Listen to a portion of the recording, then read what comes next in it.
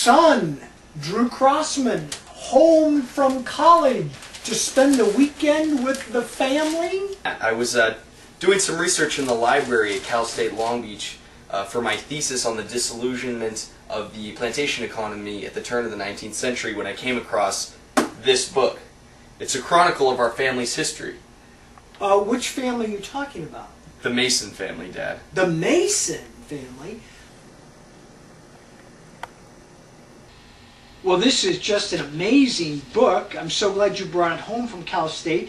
The Five George Masons, Patriots and Planters of Virginia and Maryland. Incredibly interesting.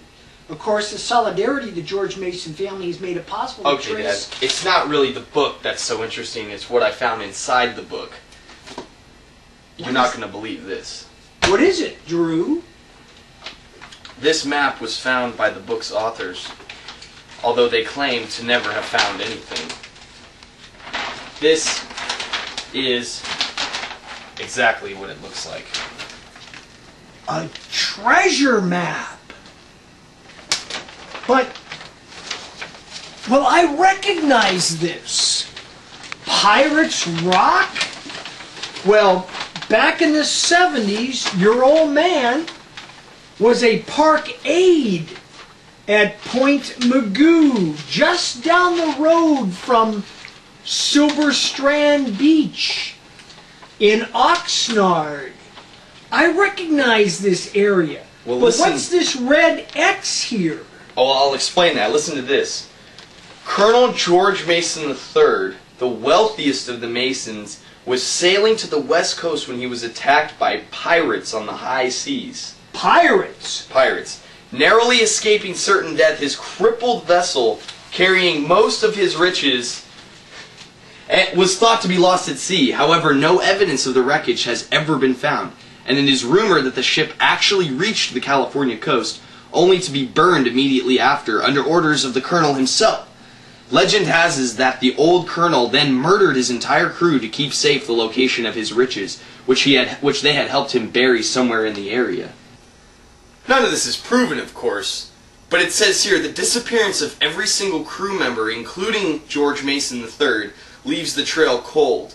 What is for certain is that either buried beneath the waves or the sand of the southern California coast lies one of the greatest lost treasures of American history. Now, the authors go on to say that the reason nothing has ever been uncovered is because no one has been able to identify any landmarks on this map. Well, that's where I was hoping that you could help me out, Dad.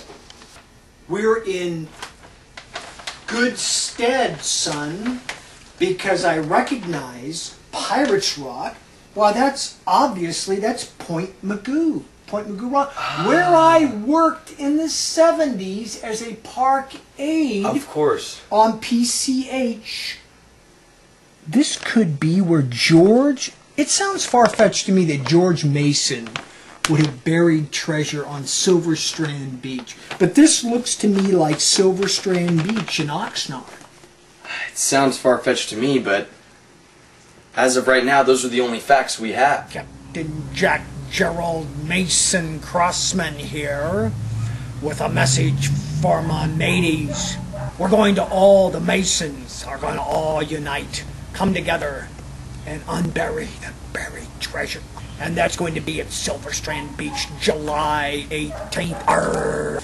The Cushmans will be hosting a portfolio potluck thing and extravaganza. We'll see you on the beach, and we'll be saying, George Mason, come back from the dead and honor us with your treasure. Arr. Notice my very expensive spy scope.